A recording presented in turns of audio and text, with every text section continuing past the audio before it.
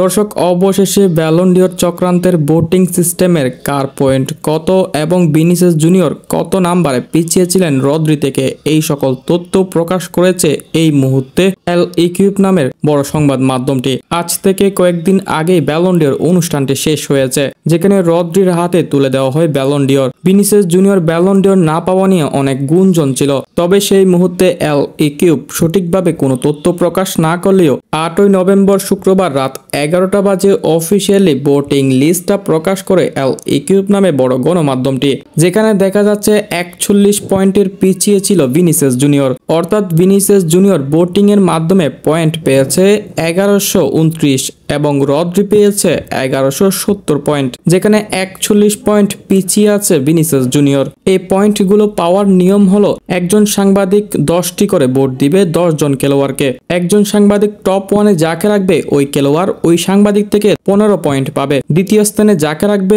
সে পাবে 12 পয়েন্ট। তৃতীয় স্থানে যাকে রাখবে সে পাবে 10 পয়েন্ট। পক্ষান্তরে বাকি খেলোয়াড়রা 8, 7, 6, 4, 3, 2, 1 করে পয়েন্ট পাবে। অর্থাৎ একজন সাংবাদিক 10টি ভোট দিবে 10 জন খেলোয়াড়কে। ঠিক এভাবে ব্যালন ডিওর লিস্টে থাকা খেলোয়াড়রা 100 জন সাংবাদিক থেকে এভাবে পয়েন্ট পেয়ে থাকে। এবং এল ইকুইপ অফিসিয়ালি এমন একটি তথ্য প্রকাশ করে যেটি শোনার পর আপনি চমকে উঠতে পারেন। হ্যাঁ দর্শক, এটি শোনার পর আপনি হতবাক হয়ে যেতে পারেন। 2024 ব্যালন ডিওর ভোটিং সিস্টেমে 100 জন সাংবাদিকের মধ্যে 3 জন সাংবাদিক ডিরেক্ট ভিনিসিয়াস জুনিয়রকে একটি পয়েন্টও দেয়নি। অর্থাৎ বিষয়টিকে যদি আরো একটু ক্লিয়ারলি ভাবে বলি, তাহলে একজন সাংবাদিক 10 জন প্লেয়ারকে পয়েন্ট দিতে পারে সারিবদ্ধভাবে, যেখানে 3 জন সাংবাদিক ভিনিসিয়াস জুনিয়রকে টপ 10 এর লিস্টের মধ্যে রাখেনি। অর্থাৎ একটি পয়েন্টও দেয়নি ভিনিসিয়াস জুনিয়রকে। যেটি শোনার পর আপনি অবাক হতে পারেন যে ভিনিসিয়াস জুনিয়রকে goal.com টপ 1-এ রেখেছে, সেই ভিনিসিয়াসকে 3 জন সাংবাদিক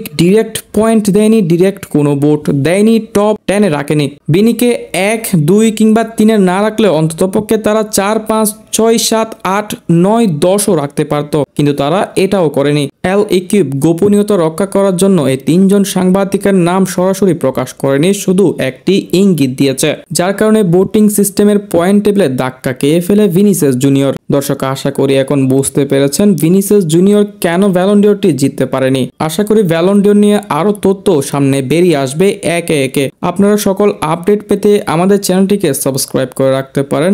আমরা প্রতিনিয়তই ফুটবলের আপডেটগুলো এই চ্যানেলে দিয়ে থাকি।